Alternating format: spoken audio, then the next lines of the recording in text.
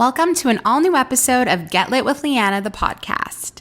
Join me as I sit down with a new guest author in each episode to discuss their books, careers, and everything in between.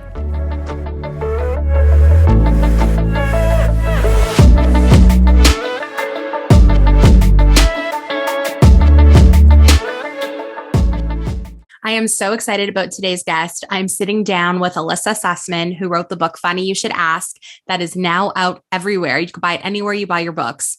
And this book is so special to me for so many reasons. But Elissa and I had the best conversation. We talked about our shared Jewish faith, our favorite romance tropes, my favorite romance trope, celebrity romances. If it's yours too, then definitely read this book. Hint, hint, wink, wink, nudge, nudge.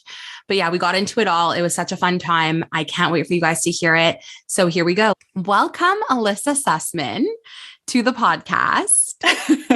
Thank you so much. I'm so excited to be here. I'm so excited to have you here. I have to just give you a little debrief of how I came across you in this book. Yes. So I'm Jewish, which I don't know if it's evident by my name, Lianna Cohen. But I'm Jewish and I love reading romance books. And I've found that a lot of the romance books I'm reading don't have Jewish main characters. And when I started my Bookstagram page, I really wanted to just bring awareness to the fact that there's not many quality romance books or even fiction books that have romantic elements to them with a woman who's Jewish in them. And I was trying to do a big roundup of books that I could try to read and promote and try to bring awareness to. And I came across your book and I saw that it was being published in a year. And I was like, what the hell? How am I going to wait a year? So I, honest to God, I put a note on my phone, on the date of your pub date, to remember that this book's coming out. And then a few months ago, your publisher reached out to me and they were like, we saw that you like romance books and that you read a lot of Jewish authors. We wanted to know if you wanted a copy. And I was like, this is actually fate because I've been dying to read this book. How crazy is this? So I've had your book here, no joke. I think I received it in November. So I've had it for 3 months now. And I've been dying to read it, but I've been scared to read it because I knew that we were going to speak and I wanted to make sure that I read it when it was super, super fresh on my brain. So I just have to tell you that this is a major treat because this is a hugely anticipated 2022 read for me. And now that I've read it, I can't even wait for everyone else to. So I'm so excited that you're here and we get to talk about it because there's really nothing about this that I didn't adore. Oh, thank you so much. It means so much to me that you're a Jewish woman who is connecting to this book in that way because the same, I am also someone who grew up reading romance. I've been reading romance since middle school probably. And I think it was less than 5 years ago that I read my first romance with the Jewish protagonist. You just didn't, yeah. They didn't exist. They weren't around. Or it was just really hard for me to find them. Yeah. So it was super important to have a Jewish protagonist. And I really wanted to make sure that Jewish bloggers and book readers and people like you were getting access to the book. So yeah, I'm just so glad it landed in your lap. Me too. And I have so much more to talk to you about that on that topic. But before we get into that, the first thing I need to know is how you got into writing. Because I had read online, I tried to do very minimal research when I do these interviews because I love going in blind and just having a frank conversation. But I read that you worked in animation to some degree. So I'm so curious how this whole thing happened. Yeah. I worked in animation production from right out of college for about, I want to say 5 years or something. And I worked at Nickelodeon, Disney, DreamWorks, Sony. I'm just a huge animation fan. And because I'm not an artist, I got a chance to work on the production side of things, which was so much fun, so great. I have the very creative side of my brain. And then I have the very, I love a spreadsheet. I love being very organized. My lovely publicist and the marketing team I'm working with, I'm constantly so I have this idea and here's the information. I'm just constantly just doing assistant type stuff because that's my background. That's where I came from. And I love doing that. So I worked in animation for several years. I actually wrote a young adult novel that came out in September that also has a Jewish protagonist and is about being a girl in animation. And it was just it was really nice to be able to write about something that I was really passionate about. So that book was very personal. And then I quit pretty much to write full time, like almost 10, no, not 10 years ago. It was pretty close, actually, pretty close to like 10 years ago. Yeah. Crazy. So you were writing YA before you wrote, this is your first adult fiction. So yes. What made you decide, okay, I'm going to try now dipping my toe in the adult fiction pool? Like how did that happen? I'd sort of always been interested, in, it's this funny thing. Cause I think anyone who grows up, reading romance, there is this like stigma about romance reading. And yes, especially if you're like, yeah. And if you're a teenager, if you're a teenage girl, if you're a college girl, like college age girl, and I was a fiction student, you know, like you're not seeing women's fiction. You're not seeing romance. You're not seeing any sort of like books that are primarily written for and by women. Yeah. You're reading a lot of the same, like the, you know, great books, amazing books, but literary fiction and a lot of short fiction. And so that kind of took me away from the stuff I was drawn to just organically. Okay.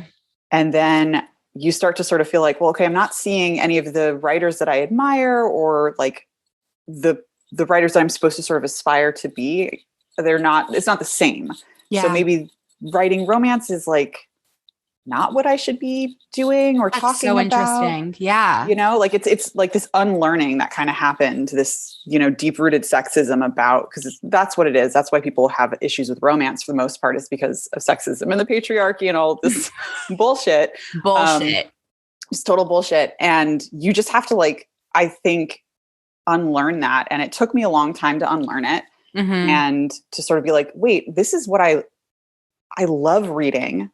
I enjoy writing it. I was writing Roswell fan fiction in high school. Dying. Loved it. It was like, and I wrote it for my friends, and it was super just fun and casual, but it was all about the romantic, you know, you're just playing around with romance. You're playing around with character dynamics. You.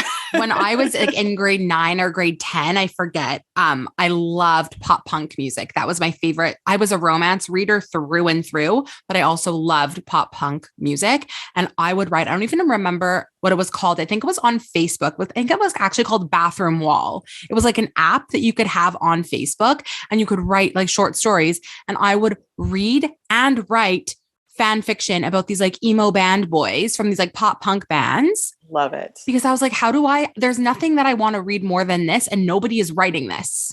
Exactly. Yeah. And I think that's what was so great about fan fiction as just an entry point for so many writers and readers. Yeah. And after I had been writing YA for a while, and you know, it was okay. I was, you know, not really getting a lot of attention for my books. It was kind of hard. I got a friend of mine recommended me for a ghostwriting gig, and I started ghostwriting romance. And I was like, wait, this is really fun. And I need to know what that is. Like, tell me what I know what ghostwriting is, but for those who don't know what ghostwriting is, tell me what that is, and tell me how you ghostwrite romance books. Yeah. So a lot of the books that I wrote, I ghost wrote, are like sort of the Kindle Unlimited type books. They're not in print. They're mostly just digital. And for my process was I would get an outline, a really, really detailed outline. It would sort of say like, okay, this chapter 1, this is what's happening. Chapter 2, this is happening. And I just filled it all in. And I just, you know, put all the details in, descriptions, you know, all of that stuff. And I did that for about 5 years. Wow. And I wrote about, I think, over 15 books. So it was a lot. It was a lot of books. It was a really, really great learning experience, though. For sure. Because those kind of romances, I mean, romance in general can have, and I don't want to, this is not a negative word. It sounds negative, but it can be very formulaic. Yes. But I think that's one of the great things about romance, is because you have the formula, you have the sort of, you know, characters meeting, characters falling in love, you know, characters fighting and then falling back in love.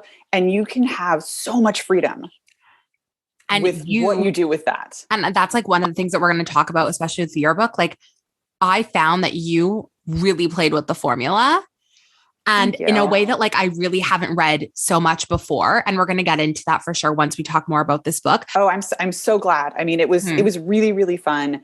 And I feel like writing as much fan fiction as I did and and writing stories for friends and then ghostwriting, it was the best education. Because the only way to become a better writer is just to be writing all the time. Right. And it taught me how to write on schedule, which has been incredibly useful. Taught me how to write really quick. Like, you know, if you can write out, or you can get a first draft on the page as soon as possible, then you really get to play with it. The first draft is the hardest, and it's always garbage and it's always terrible. But if you get that down, then you can start to play, and you can, you know, have fun with it. And so I got the chance to play in like these 15 different sandboxes. You know, it was a amazing learning experience. And when I was sort of in the midst of it, I was like, I'm having a great time doing this. Like, why don't I try to write my own romance? You know, this just seems like fun. Yeah. And so I had written another one before, which was not as playful with like structure and form. And that went out on submission and didn't really go anywhere. And then this book, funny, really, you know, authors will talk about like the book of their heart, you know, a book that is like very personal. And this book, in a lot of ways, because I really just wrote it for me. I wrote it with no audience in mind. I was just like, what kind of story do I want to tell? And it felt like I had spent the last, you know, 10, 20 years of like my idea, like what I would consider like my writing career, or the time when I considered myself wanting to be a writer. It sort of felt like coming home for the first time, of being like, oh, this is what I should be writing. This is the story. This is the type of story. This is the kind of story that's the truest to my own interests. And I sort of was able to put away all of the voices in my head that were saying, this is, you know, real writers write this, serious writers write this, and just be like, I've never cared what other people have thought. Why am I letting these voices and imaginary critics dictate it's so true. what I enjoy writing, you know, like, why am I listening to these voices? It's not fun, you know? Yeah. So it was very freeing. And then the response to it has been so amazing and unexpected, quite honestly, just because you know, when you really write for yourself, you're just like, yeah, you don't know what it's going to be. Like it. For sure. For sure. You could tell though that the subject matter in this book and that the characters like really came from your heart, and you really like love them and resonate with them and see yourself in them. There's just like a little bit of you in it that you can very much tell. Like, it doesn't feel that. This is how I explain it, like, to my friends when I read like a really good romance book, or really any good book. Like, if I don't feel like I'm reading it, like if I'm not aware that I'm reading, that's when you know you're really in it. And that's when you know that the author like really saw themselves in it and just created something. Like, if I'm being pulled out of a story, or if I'm thinking about the fact that I'm reading and I'm not totally submerged in the story, then you know there's a little piece missing. But when you're not thinking about the fact that you're reading and you're just in the story and you're like watching it unfold as if it's a movie in your head, like, that's just something you can't like buy or teach. And I feel like you really have that, especially in this story.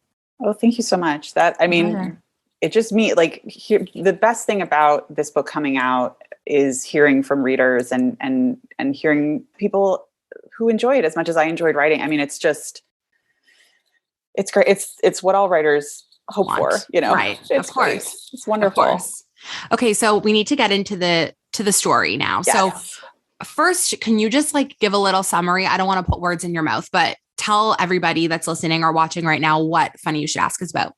The elevator pitch is basically 10 years ago, Hani Horowitz interviewed Gabe Parker, who was going to be the next James Bond. They were supposed to just have an afternoon meeting. The afternoon turned into the next day, turned into the whole weekend. And the article that Hani wrote about it went viral. And then a decade later, her star has risen, Gabe's star has fallen, and they have been asked to reunite to recreate this weekend. And then we kind of discover what happened then and what is going to happen next. Yeah.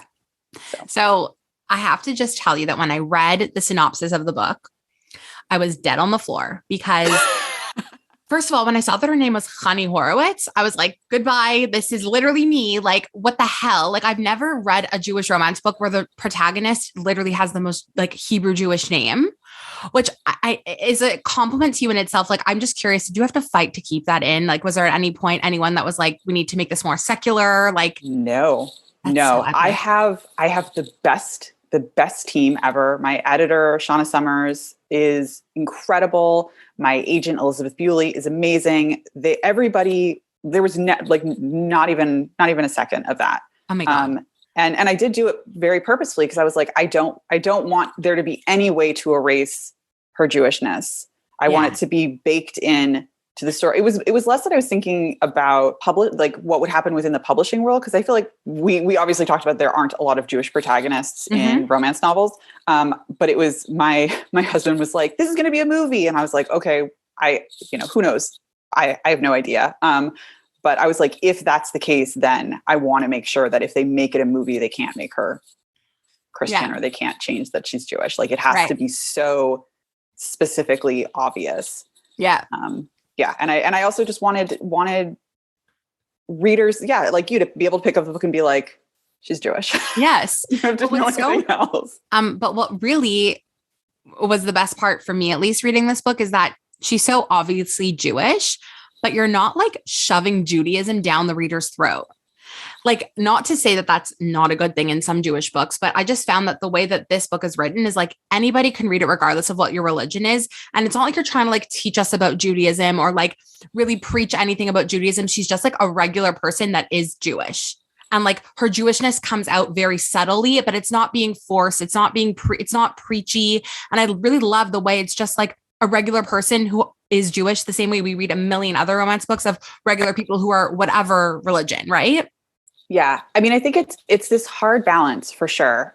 Being someone who's writing from any marginalized group, because a lot of the times I think when we're asked to write sort of diverse books, we're asked to write for the majority audience to explain why this is diverse and why they should care about us and why, we're human beings as well. And I was just YA has been sort of, young adult literature has been really great about having conversations about diversity and what it looks like and what it means and coming from that world. So that was like very much in the back of my mind. And I think romance is picking up the mantle as well and doing a lot of really great things in promoting a lot of diverse authors. But I think, it's hard. I think sometimes maybe with the wrong editor or with, just, if it's not the right fit, you're going to get sort of this sense of like, okay, well, you need to explain for the audience what this means. Right. And luckily I didn't come up against that at all. Like nobody was ever like, can you explain like what But that's means? what I loved so much about the book, is because it wasn't like overly, like, it wasn't trying to be educational in any way in terms of her Judaism. It was just like, she was Jewish the way she is a woman, the way that she is a journalist. Like, it was just another little piece of her, but it was also like a little like kiss treat for Jewish readers to like see themselves in a book. Like, truly, I work my job in my regular life. I work in PR and entertainment, and I work with journalists all the time. So I really identified being a Jewish person in this kind of world. Like, I really saw myself in her, which was something I've read how many romance books now? 300 plus for sure. And I've never seen anything remotely close. I mean, that means so much. It's really, it was something that was important to me, but like, I didn't want it to be educational. I didn't want it to be, like I think you see, like I've read plenty of books where, from not just Jewish authors, but other marginalized people, where they like, there's this sense of like, you have to italicize, like, if you're using Yiddish words, you italicize them, or if you're using like words in Spanish, and it's like, that is, you're doing that, and then you put like, explain what it is or whatever. Like a little and it's like, footnote. Yeah. Yeah. And so I really didn't want to do that. I really wanted, it's for a Jewish audience. It's for Jewish readers. It's for everyone. But everyone can get it. But it's just like, you get these little nuggets if you are a Jewish reader that you're just going to pick up on and that are just going to be part of who you are. And it was also really important to me to have her be Jewish and have him not be Jewish. Yes. Because I feel like when I really want, there are very few interfaith couples in romance. Mm-hmm.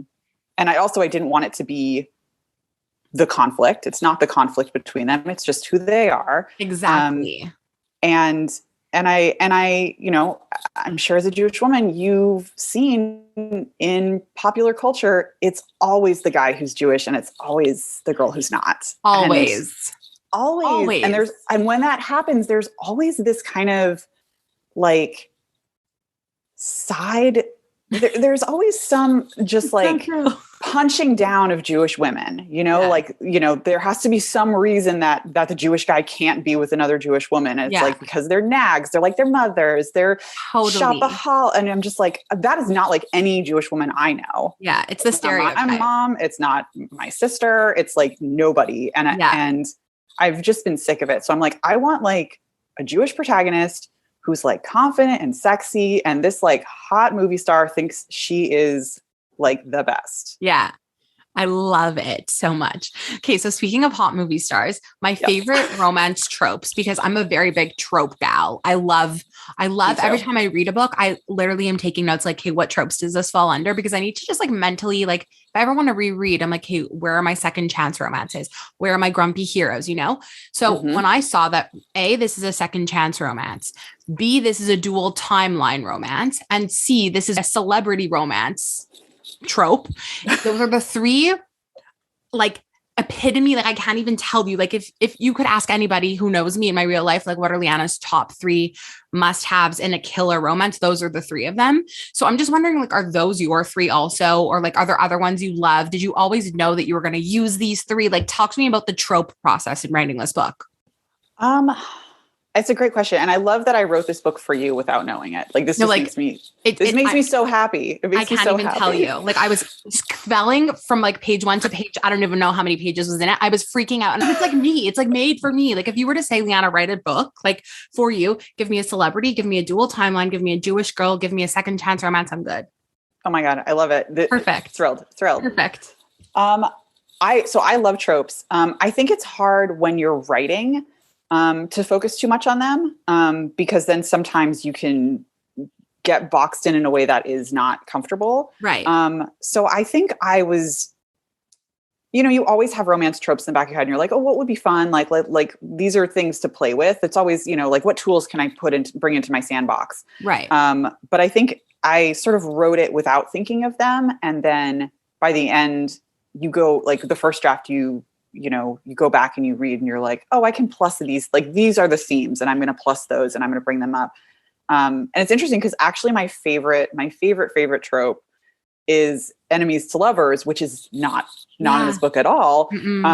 But I'd actually just drawn that way, which is the YA I did about animation is an enemies to lovers, romance. So I was like, I want to do, something different. And, it just like, it just worked.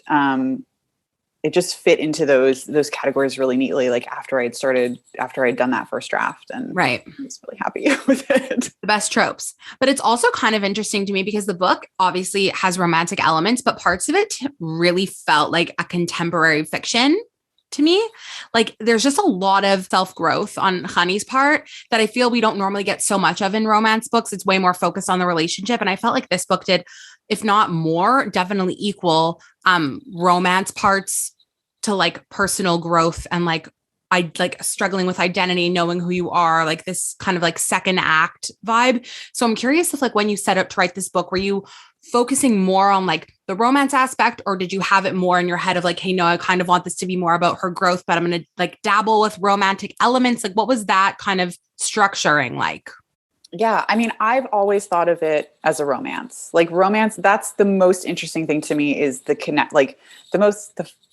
the scenes that are the most fun to write are the ones between them where they're, they're talking, they're interacting. Like that is absolutely the most fun. I think having it in first person allowed me to really explore her and figure out like who she was. So it felt this sort of like this natural leaning into, wanting it to be very romantic centric and wanting to really play with the romance and have fun with it. a lot of it just really came very organically. But it was an interesting thing. Like when we went out on submission with it, there was a little sense of like, we're not exactly sure, you know, how to market this book or where to position it. Yeah. So I think that's so interesting. I think because it is kind of a little bit of a hybrid of like a women's fiction and a romance, which is kind of where rom-coms are kind of are fitting now. Yeah. So, but I think it was a sense of like, okay, it's a very romantic women's fiction, I guess, is like how I would describe it. Exactly. It's also the slowest of burns.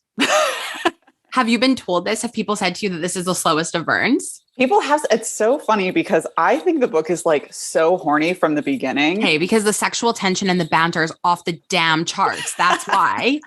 You don't get it. So for me, I'm just like, it just feels very like sexy from the beginning. But like, I can see where people are like, where is the kiss? Literally, that was me. That was me. I'm like, okay, it's got to be coming soon. And then like, we'll talk about it openly here because I need to just address my actual favorite part of the book, which I feel like you're not going to think is my favorite part. But when they're finally hooking up and she thinks that he forgets her name, and you said in the book that it was a metaphorical cold shower, I literally highlighted it in my book. You don't understand. I've never in my life connected those two concepts together, but that is exactly like you nailed it, like hammer on the nail's head, like perfectly explain that.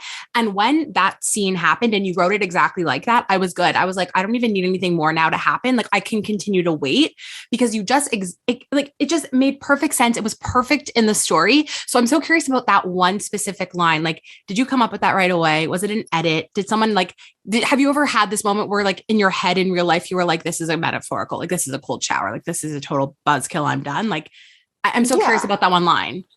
Oh, thank you. I mean, I think that was in probably one of the early drafts. I think it was just important to have a moment where, because like up until that point, you're like, why would she say no? Yeah. Like, why?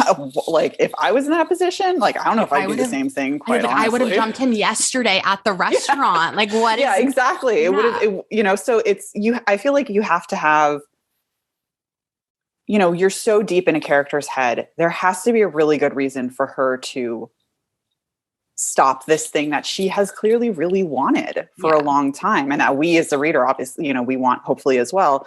And so I think finding that moment like really was very helpful in figuring out the rest, like a lot of other story stuff. Because the book did not get written in order. It was written in pieces and then kind of like cobbled together. Okay.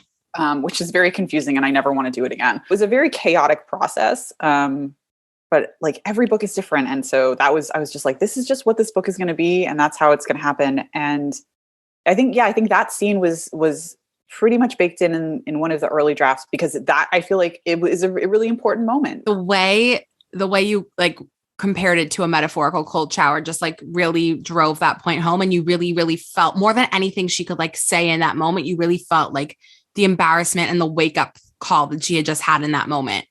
And I just thought that was like, honestly, like one of the most incredibly written, thought out lines ever that I highlighted it. I loved it. Thank you so much. My pleasure. I'm so happy. There's another little nugget.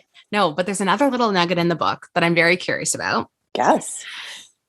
At the end, when Gabe writes his little thing at the end, his little spoiler alert, guys. Spoiler alert. Spoiler alert. Hopefully everyone that listens to this has read the book.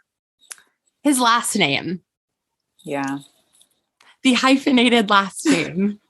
The Parker - Horowitz of it all. I know.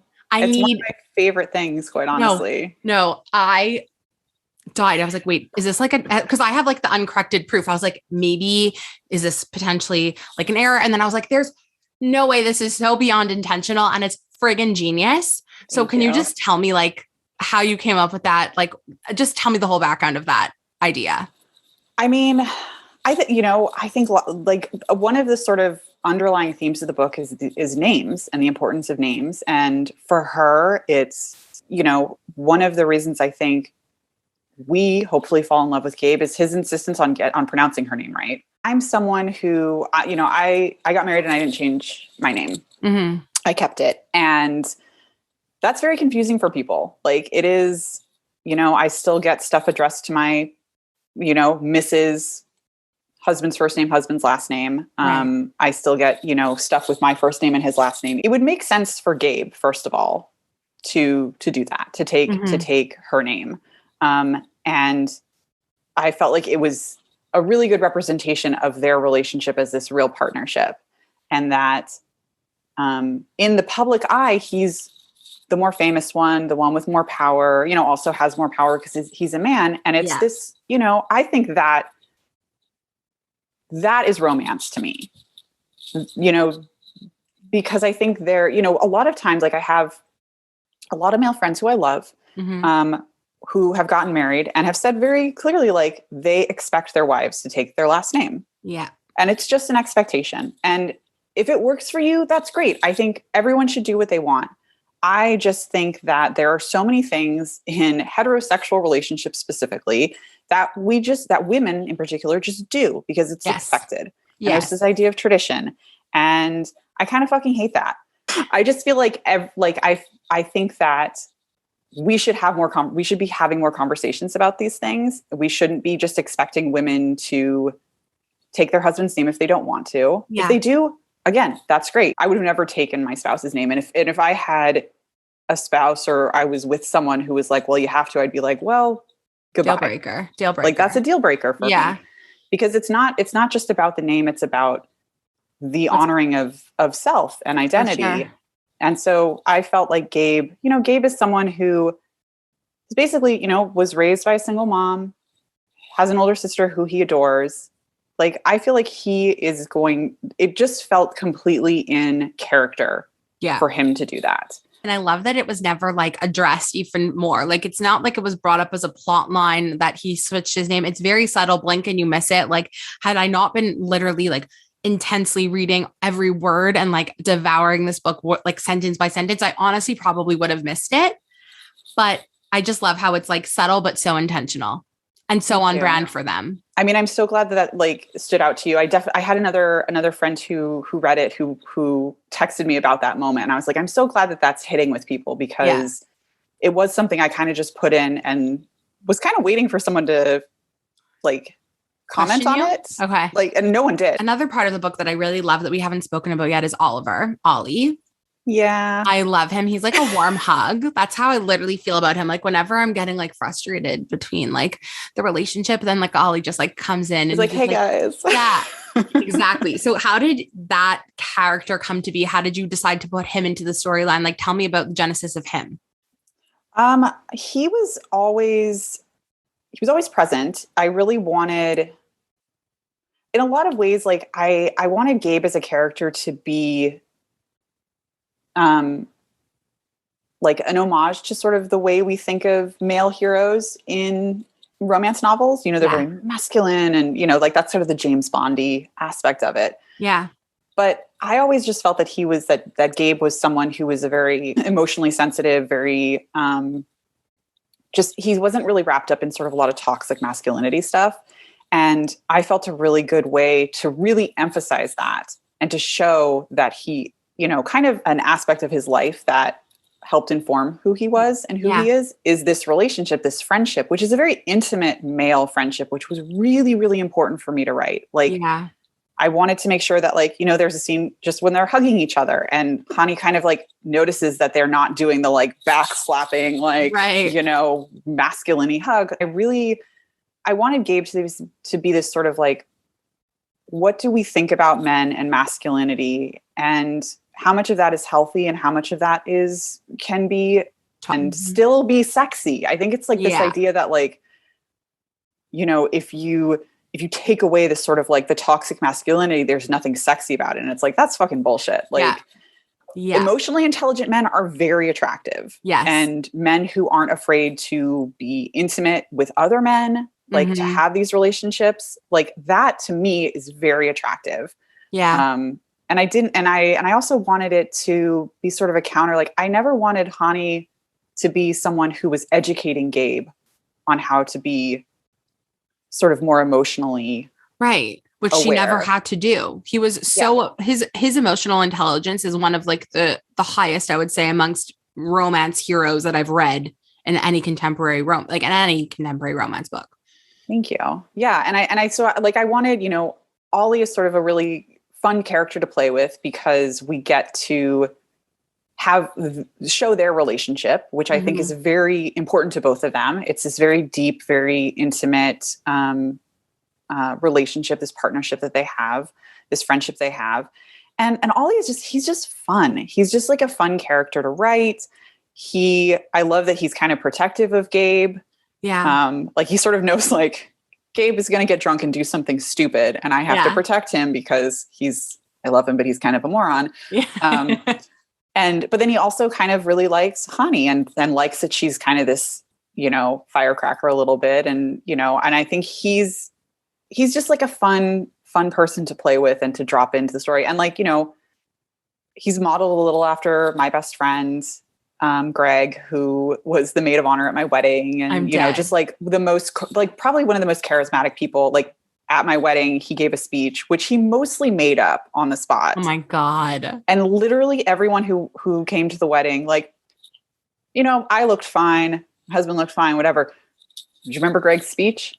Do you remember how great Greg's speech was? Oh my God. Everybody talks about it. Dying. So he's, that's kind of, I was like, these are dynamics in my life that I love and have fun with. And these are people I really love. So, I'm throwing them in and seeing how they all mix together. You could tell though that like these characters had to have been like molded somewhat from your real life. Cause as I said before, it feels like when you're reading it that like you really know these characters. And I feel like you can only create something like that if you genuinely are basing them off of like real people, real relationships, and you feel that with them. Oh, thank you. Before we wrap this up, I have one last question, which I don't know if you've considered, but maybe you have because you used to work in film and entertainment. If you had to cast these people in a movie, please tell me who you would choose. I have my ideas, but they're not so clear. And I really want to know who yours are because you created them. That's such a good question.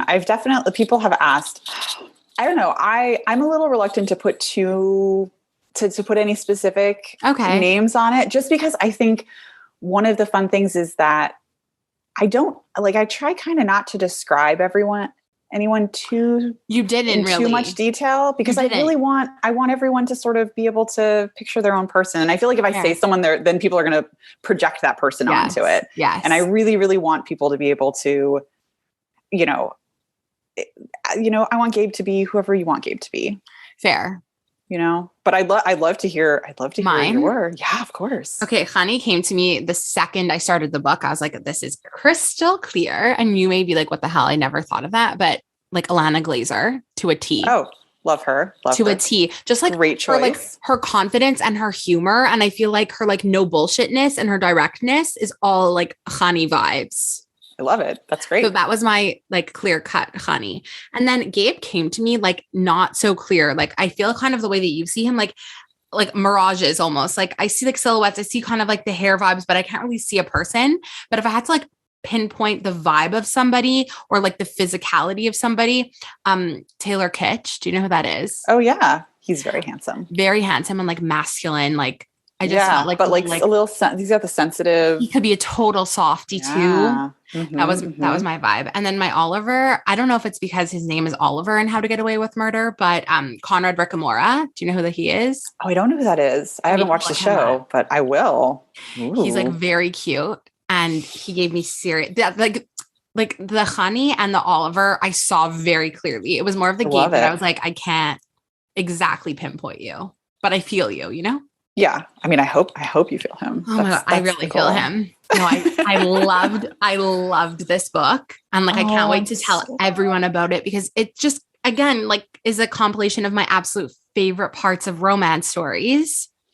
This makes me so happy. And the fact that it's a Jewish protagonist, like I can't tell you how special that is. And like, there's just not enough of this. And I always said that if I was ever going to write a book, it would just be like a Jewish main character that's just like a regular person, but she's innately Jewish. And like, if she throws in a Yiddish word here, or she like mentions that she's going to her bubbies for Shabbat, it's not going to be like a whole explanation of like, on the Sabbath, we light the candles. Like it wasn't going to be a whole educational. It was just going to be like thrown in there. And if you're reading it and you don't know what it is and you want to Google it, then power to you, do it. Exactly. But it's just like the same way someone would talk about like a Christmas tree. We could talk about a menorah, like that's like the kind of vibe. So I really felt that you did that with this book. And that's something honest to God, have not found yet. And it's always my one gripe with Jewish books where I just feel like we're cutting out the secular people. Like it's just not going to be like appetizing to people who aren't Jewish because they're going to feel like they're trying to be taught something. But in this one, it's more like she just being Jewish is just one of a million incredible qualities about her. And she has a Jewish name, so you can never take it out. Yeah. You can never change it. You can't change it. You can't fucking change it. That's who she is. And I mean, I'm so, like, it makes me so happy. And I hope, I hope there are so many more Jewish from your mouth protagonists to God's ears. Please. Yeah. I mean, I feel like it's happening. Like, I feel like, when I think right before I sold this book, I went and I asked for recommendations and there were like 2 or something. And now there's like definitely a baker's dozen, if not more, so, in a few years it's growing and it's changing and it's evolving. And I'm super excited to see what the next books from other authors are going to be. Cause romance is, has in the past not been as inclusive as it should be, but has really, really made some leaps and bounds and continues to be moving in like a really good direction. And, it's because it's a genre and a, style of writing that I love so much. It's just great to see more and more people playing in the sandbox, 100%. Let's do it. Go write your book. You need to write your book now. I have honestly no time to write a book right now, but it's in my head. It's percolating. And it's like so much of this book, I feel like will inspire what I write because there's so much that I love. And like, that is me that I feel is also part of you and part of Honey. So this is a forever treasure for me. Oh, thank you so much. Tell me before we leave, before we have to hang up, which is devastado, but what are you working on right now? What's next? Do you have any plans to write another book? Are you writing? Like, tell me what's going on right now. Yes, I am working on another book. We're hoping, fingers crossed, that it will be out in spring of 2023. Okay. Nothing to announce yet. Hopefully something I'm like still working on it, still in the weeds a little bit, but it will have another Jewish protagonist. Very excited about it. And yeah, I think that's kind of all I can say, but I'm working on it. I'm very excited about it. We'll hopefully have some announcements in the next couple months. Oh, so good. Whenever it's ready to be in the hands of any form of a beta reader, you know where to find me. I do. I'm here. Wait. I'm ready. My hands are wide open. I'm eager. Oh, thank you so much. I'm so happy it made its way to you and that you connected with it so much. And I really loved it. I'm so excited for other people to read it. And me too. I can't wait for it to be and then we could just like talk about it with everybody freely. Like right now, there's only a handful of people I could speak about it with because only a handful of people have it. But by the time everyone's watching this or listening to this, it'll be out there for anyone to go grab. Out. Yeah. So go get it and talk about it and tweet at me. Tell me who you think Gabe is. I want to know. I want to know who your dream cast. Yes, exactly. Tweet at both of us. Tell us who the dream cast is. Let's do it. So great. Okay. Well, thank you so much for taking the time. This was such a pleasure. You're the best. I really appreciate it. And I can't wait to see what's next for you.